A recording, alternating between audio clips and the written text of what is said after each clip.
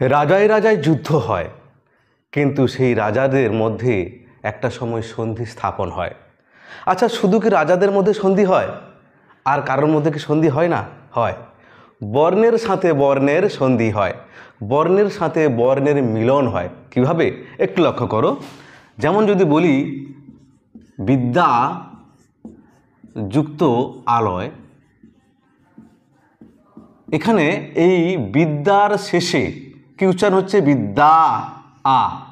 এটা একটি কি বর্ণ বা ধ্বনি। এটাকে বলা হয় পূর্বপদ, আর এটাকে বলা হয় পরপদ। মনে থাকবে? তাহলে বিদ্যার শেষে কি উচ্চারণ হচ্ছে? বিদ্যা আ। আবার আলয়ের প্রথমে কি উচ্চারণ হচ্ছে? পরপদের প্রথমে আলয়ের আ। এই যে আ দুটি কিন্তু বর্ণ, আ একটি বর্ণ এবং এপারে আ একটি বর্ণ, বা আ একটি ধ্বনি, আ একটা ধ্বনি। যখন আমরা উচ্চারণ করছি তখন সেটা ধ্বনি, আর যখন লিখছি তখন হয়ে যাচ্ছে বর্ণ। এই আ দুটি বর্ণ যুক্ত হয়ে একটি আতে পরিণত হয়ে গিয়ে তৈরি হয়ে গেল কি? একটি শব্দ। শব্দটা কি? বিদ্যালয়। তোমরা নিশ্চয় বুঝতে পেরেছ, এই বর্ণের সাথে বর্ণের মিলনের ফলে একটি বর্ণ বা একটি কিন্তু ধ্বনি তৈরি হয়েছে, যাকে ব্যাকরণের ভাষায় বলা হয় কি? সন্ধি। আজকের আলোচনার বিষয় হচ্ছে সন্ধি। খুব মজা করে, খুব টেকনিকের মধ্য দিয়ে আমরা জানব। এই সন্ধিগুলো শিখতে কি কি বিষয়গুলো আলোচনা করব একটু লক্ষ্য করো। সন্ধি শব্দের অর্থ কি? সন্ধি কাকে বলে? সন্ধি শেখার উদ্দেশ্য কি? 4 সন্ধির ব্যুৎপত্তিগত অর্থ কি? 5 পাণিনি সন্ধির অপর নাম কি দেন? 6 সন্ধি কত প্রকার? 7 স্বরসন্ধি চেনার উপায় কি? কাজেই এতগুলো জিনিস আমরা কিন্তু একটার পর একটা খুব সুন্দরভাবে আলোচনা করব। তাই আমি রয়েছি তোমাদের সাথে কামদেব স্যার। তোমরা দেখছো বাংলা প্রতিভা চ্যানেল। এর পরবর্তী ভিডিওতে আমি কিন্তু স্বরসন্ধি এবং অন্যান্য পরীক্ষাগুলোর সংক্রান্ত বিষয় নিয়ে আলোচনা করব। কাজে এই চ্যানেলে যারা প্রথম, তারা এই চ্যানেলটিকে সাবস্ক্রাইব করবে এবং পাশে থাকা বেল আইকনটি ক্লিক করে আমাদের পরিবারের সঙ্গী হবে। তো চলো শুরু করা যাক। এই সন্ধি কথার অর্থ কি? সন্ধি কথার অর্থ হচ্ছে মিলন। কি? মিলন। আর কি বলা যেতে পারে? না যুগ্ম। আর কি বলা যেতে পারে? না জোড়। এতগুলো কিন্তু নামে সন্ধি শব্দের অর্থ হয়, তবে বেশিরভাগটা কিন্তু আমরা মিলন বলেই কিন্তু লিখব। সন্ধি শব্দের অর্থ মিলন। এবার আসছে সন্ধি কাকে বলে। দেখো, এখানে কিন্তু প্রথমেই বলে দিচ্ছি, পরস্পর দুটি বর্ণ পাশাপাশি এসে একটি বর্ণে পরিণত হয়েছে, সেই হিসাবে কিন্তু আমরা সন্ধির সূত্রটা বার করতে পারি। কি না পরস্পর সন্নিহিত, কি লেখা আছে? পরস্পর সন্নিহিত দুটি বর্ণের মিলনকে সন্ধি বলে। আচ্ছা, দুটি বর্ণের আছে, এটা আমরা দুটি ধ্বনির মিলনকেও বলতে পারি। তোমরা অবশ্যই খাতাগুলো লিখে নেবে, ঠিক আছে? আগে বুঝে নাও, তারপরে খাতায় লিখবে। হয়েছে? তাহলে সন্ধি কাকে বলে আমরা জানলাম। এবার আসবো 3 নম্বর পয়েন্ট, সন্ধি শেখার উদ্দেশ্য কি? যে কোনো জিনিস শেখার একটা উদ্দেশ্য থেকেই থাকে, নিশ্চয়ই জানো তোমরা। তবে এই সন্ধি শেখার উদ্দেশ্য হচ্ছে অনেকগুলো রয়েছে, তার মধ্যে 3টি উদ্দেশ্য আমি বলবো। যে শব্দ উচ্চারণে সহজ করে। কি হবে? দেখো, শব্দ উচ্চারণ সহজ করে। এই ধরো বিদ্যালয় আমরা কথাটা বলি, তাই বিদ্যালয় কথাটা বললে সহজ মনে হয় না? বিদ্যালয়ের আগে একটা শব্দ ছিল বা ভাঙা অবস্থায় ছিল বিদ্যা আলয়। আমরা কখনো মাকে বলি না, মা আমি বিদ্যা আলয়ে যাব, এটা বলি না। কেন না? ওটা ভাঙা অবস্থায়, বিচ্ছেদ অবস্থায় রয়েছে। বিদ্যা এবং আলয়, বিদ্যার মানে কি? জ্ঞান। আলয় কথার অর্থ হচ্ছে ঘর। দুটোর মানে কিন্তু আলাদা, কিন্তু আলাদা মানে করে আমরা মাকে কখনো বলি না, মা আমি বিদ্যা আলয়ে যাব। আমরা একসঙ্গে বলি, সন্ধি হয়ে যাওয়ার কারণে বিদ্যালয়ে যাব। তাহলে বিদ্যালয় শুনতে নিশ্চয়ই ভালো লাগছে এবং সহজ মনে হচ্ছে। তাই আমরা সন্ধিটা এই জন্য শিখব যে বিদ্যালয় বলতে কি হচ্ছে? উচ্চারণ সহজ হচ্ছে, সেই জন্য আমরা এই সন্ধি বিচ্ছেদটাকে আমরা সন্ধি হিসাবে শিখব। 1 নম্বর জানলাম। 2 নম্বর কি না শ্রুতি মধুর হয়। ঠিক তো, তাই তো, শ্রুতি মধুর লাগে। কেন? দেখো, বিদ্যা আলোয় যাব বলার থেকে বিদ্যালয়ে যাব এটা শুনতে কিন্তু আমাদের ভালো লাগে, তাই আমরা সন্ধিটা শিখব, যাতে শব্দগুলো তৈরি করার মধ্য দিয়ে শব্দগুলো তৈরি করার মধ্য দিয়ে যেন শ্রুতি মধুর লাগে, কথাগুলো শুনতে ভালো লাগে। বিদ্যা আলোয় যাব এটা নিশ্চয়ই আমাদের শুনতে ভালো লাগে না, ভালো লাগে মা আমি বিদ্যালয়ে যাব। সুতরাং এই শ্রুতি মধুর হওয়ার জন্য আমরা সন্ধি শিখব। 3 নম্বর কি? 3 নম্বর হচ্ছে নতুন শব্দ তৈরি করে। নতুন শব্দ তৈরি করে। সত্যি তো, বিদ্যালয় কথাটা একটা নতুন শব্দ, কিন্তু তার আগে কিন্তু দুটো আলাদা মানে ছিল। বিদ্যা মানে জ্ঞান, আলয় মানে ঘর, দুটো আলাদা মানে ছিল, কিন্তু দুটো মানে এক জায়গায় হয়ে গিয়ে বিদ্যালয় মানে শিক্ষা নিকেতন একটা নতুন শব্দ তৈরি করলো। সুতরাং এই সন্ধির মধ্য দিয়ে আমরা নতুন শব্দ পাই। তোমরা নিশ্চয়ই বুঝতে পেরেছ। এবার আমরা চলে যাচ্ছি সন্ধির ব্যুৎপত্তিগত অর্থ কী। আচ্ছা, মুছে নিয়ে একটু ভালো করে লিখে নেবে।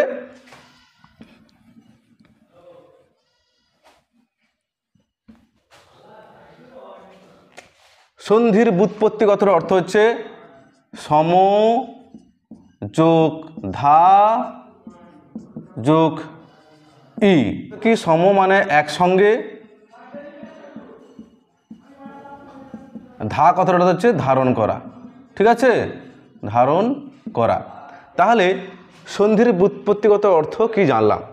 আর কি জানবো না পাণিনি সন্ধির অপর নাম কি দেন, একটু ভালো করে জেনে নাও। না সংহিতা।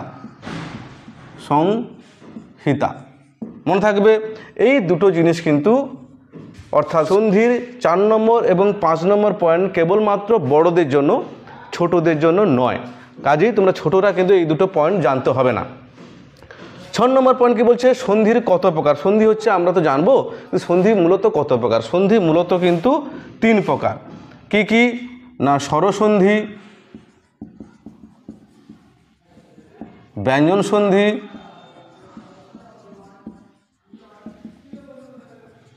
আর কি বলতো বিসর্গ সন্ধি। তোমরা অনেকেই জানো বিসর্গ সন্ধি। এছাড়াও রয়েছে কি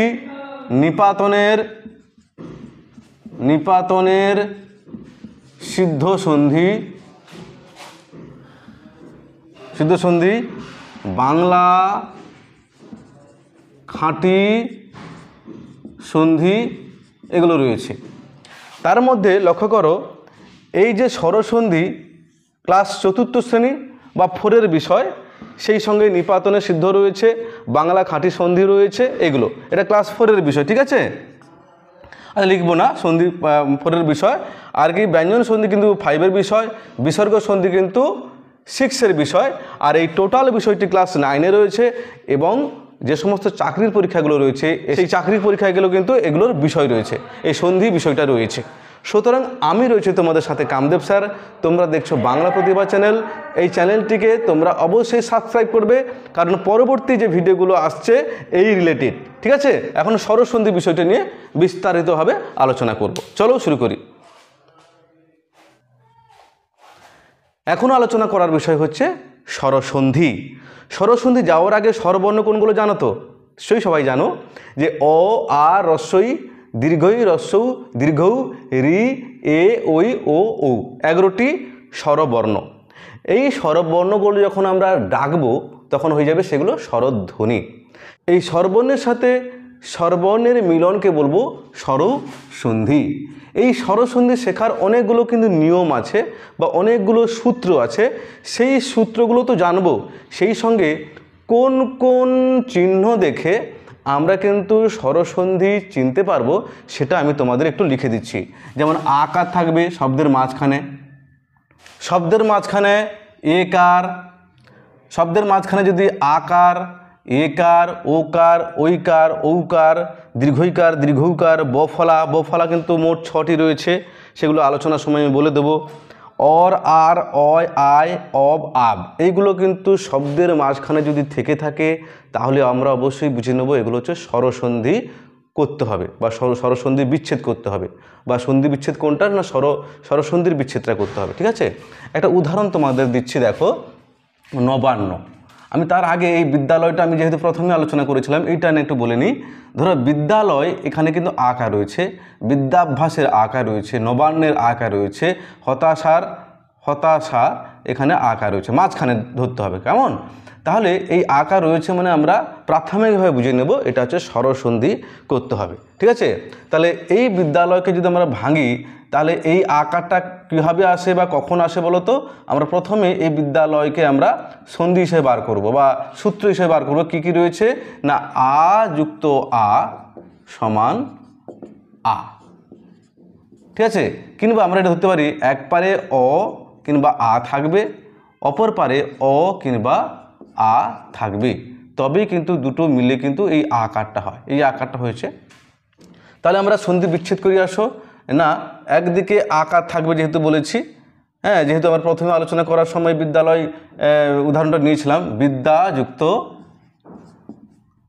আলয়, তার মানে বিদ্যার এখানে আ, আলয়ের এখানে আ, ঠিক আছে? এই দুটো মিলে কি হয়েছিল আ। তাহলে এক পারে আ অপর পারে আ, তার মানে এই সূত্রটা খাটছে, এই এক পারে আ আছে অপর পারে আ রয়েছে, এই আ আর এই আ মিলে একটা আতে পরিণত হচ্ছে, যেটা হচ্ছে এই আ, ঠিক আছে? এই আ, বুঝতে পেরেছ? তাহলে দেখতে পাচ্ছি একটা শব্দ দেখে বুঝে নিচ্ছি যে আমাদের সন্ধি বিচ্ছেদটা করতে হচ্ছে এইভাবে। এরপরে একটা উদাহরণ নিচ্ছি, ধরো নবান্ন। এটা কি হবে? নবযুক্ত অন্য। কেন নবযুক্ত অন্য করলাম? আমরা নবাযুক্ত অন্য করতে পারতাম, ঠিক আছে? তাহলে এর সূত্রটা কি হচ্ছে? ধরো নব অ, নবর শেষে কি উচ্চারণ হচ্ছে, মানে পূর্বপদের শেষে কি উচ্চারণ হচ্ছে অ, আর অন্যের কিন্তু অ, পরপদের প্রথমে যেটা উচ্চারণ হচ্ছে সেটাকে নিতে হবে।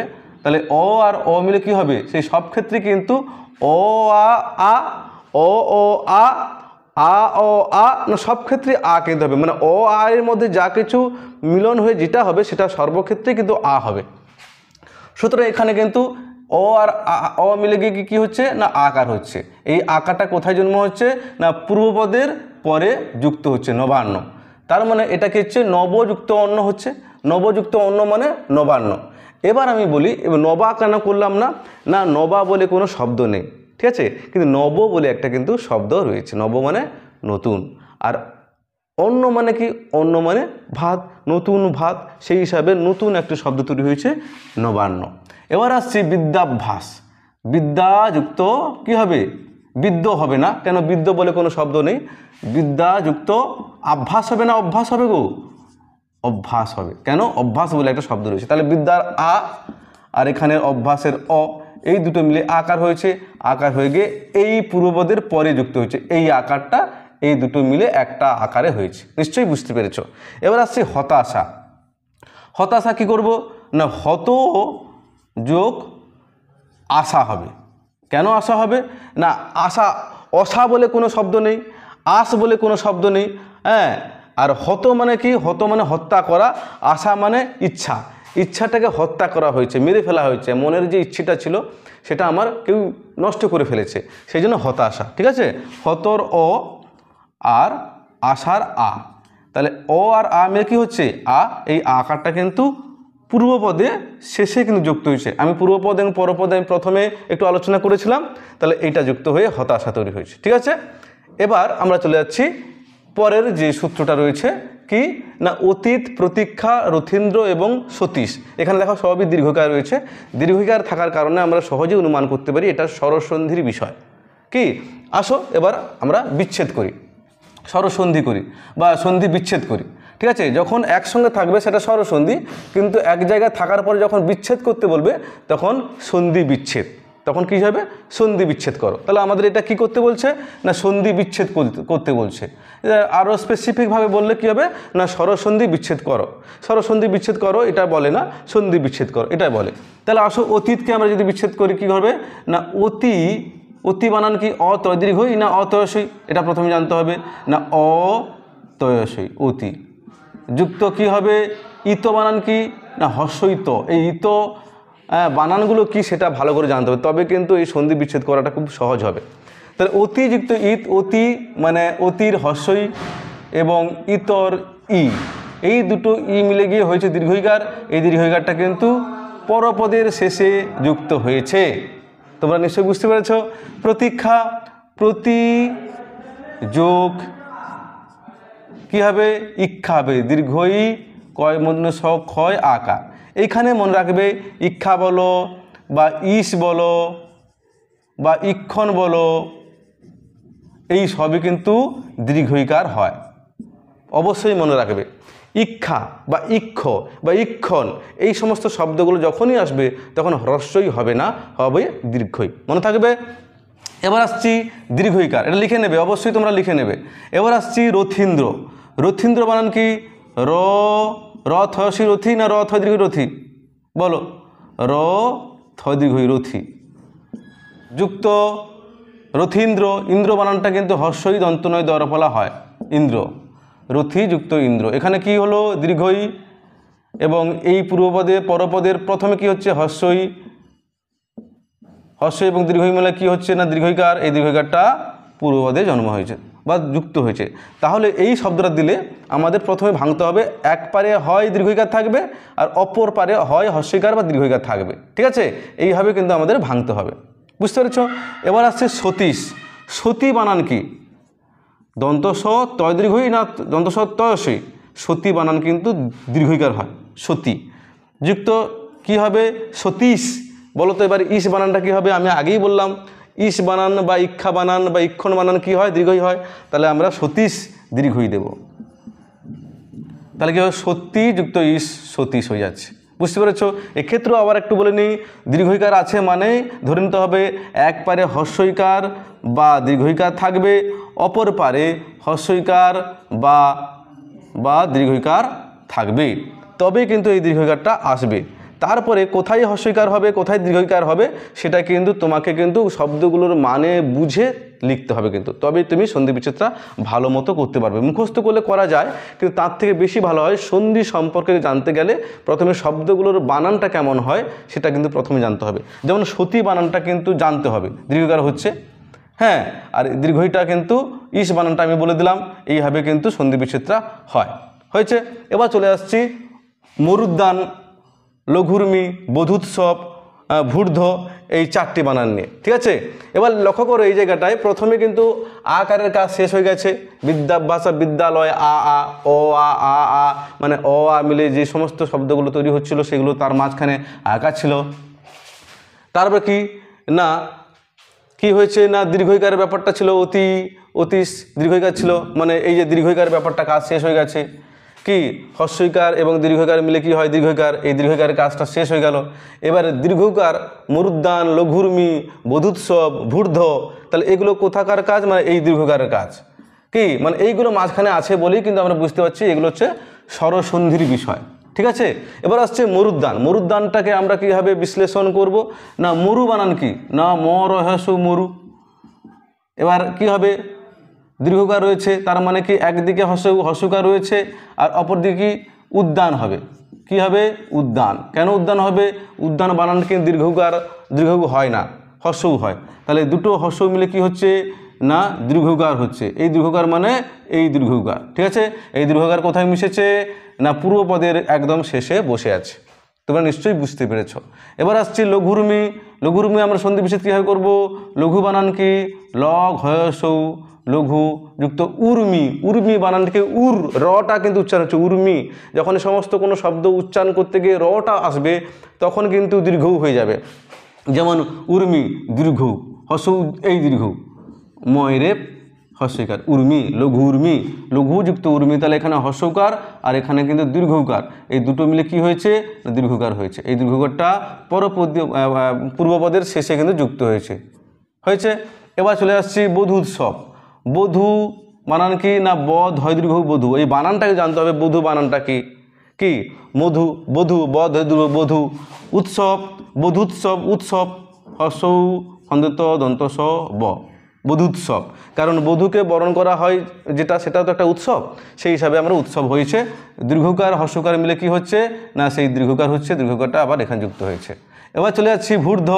তাহলে ভূর্ধ সন্ধি বিচ্ছেদ কী হবে, ভয় দীর্ঘ ভূ, ভূর্ধ আমি বলেছি ভূর্ধ বা ঊর্ধ্ব, মানে র উচ্চারণ হচ্ছে, দেখো ভূর্ধ ঊর্ধ্ব রটা উচ্চারণ হচ্ছে না, যদি উচ্চারণ হয় তাহলে সেক্ষেত্রে কিন্তু দীর্ঘও হবে, হর্ষও না দীর্ঘও আরও দীর্ঘকার হবে। তাহলে ভূ যুক্ত ঊর্ধ্ব, তাহলে এই ঊর্ধ্ব কি দীর্ঘকার, ধয় রেপ হয়েছে। তাহলে এখানে দীর্ঘকার আর এখানে দীর্ঘকার, দুটো মিলে কি হচ্ছে দীর্ঘকার। দীর্ঘকার কোথায় যুক্ত হয়েছে, এখানে যুক্ত হয়েছে। নিশ্চয়ই বুঝতে পেরেছ। তাহলে আমরা শিখলাম 1 নম্বর সূত্র কি জানলাম, অ কিংবা আ মিলে বা অ বা আ এর পর অ বা আ থাকলে আকার হয়। এখানে কি জানলাম, হ্রস্বইকার কিংবা দীর্ঘইকারের পর হ্রস্বইকার দীর্ঘইকার থাকলে কি দীর্ঘইকার হয়। এখানে কি জানলাম, হ্রস্বউকার কিংবা দীর্ঘকারের পর হ্রস্বউকার কিংবা দীর্ঘকার থাকলে উভয় মিলে দীর্ঘকার হয়। অর্থাৎ 3টে বিষয় জানলাম, 1, 2, 3টে সূত্র জানলাম। পরবর্তী ভিডিওতে সন্ধির পরবর্তী বিষয় নিয়ে আলোচনা করব। যাদের এই আলোচনা দরকার তারা চ্যানেলটিকে সাবস্ক্রাইব করবে এবং পাশে থাকবে। দেখা হচ্ছে পরের ভিডিওতে।